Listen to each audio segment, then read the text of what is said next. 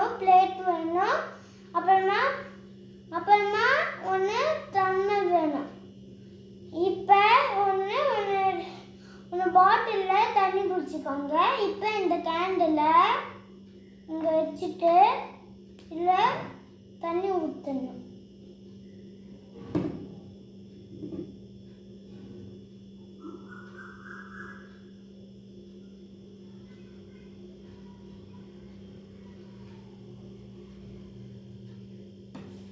ஊற்றிட்டோமா?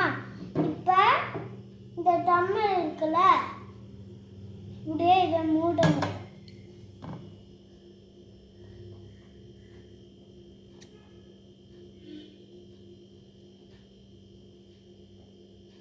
மேலே இருந்துச்சா தண்ணி?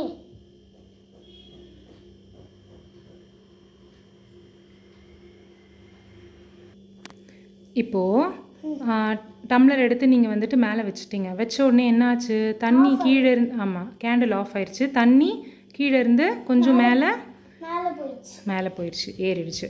ஓகே, இப்போ கேண்டில் எப்படி ஆஃப் ஆச்சு? எதுக்கு ஆஃப் ஆச்சு?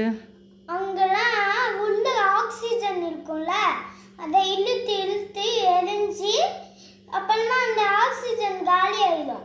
அப்புறமா அதுவும் அந்த கேண்டிலுக்கு ஆக்சிஜன் இல்லாமல் ஆஃப் ஆகிடும். ஓகே, ஸோ இப்போ ஃபஸ்ட்டு அந்த டம்ளருக்குள்ளே நிறைய ஏர் மாலிக்யூல்ஸ் இருந்தது. இப்போ ஆக்சிஜன் கம்மியானோடனே ஏர் மாலிக்யூல்ஸும் கொஞ்சம் கம்மியாகிட்டு இருக்கும். அப்போ டம்ளருக்குள்ளே என்ன ப்ரெஷர் ஃபார்ம் ஆகிருக்கும்?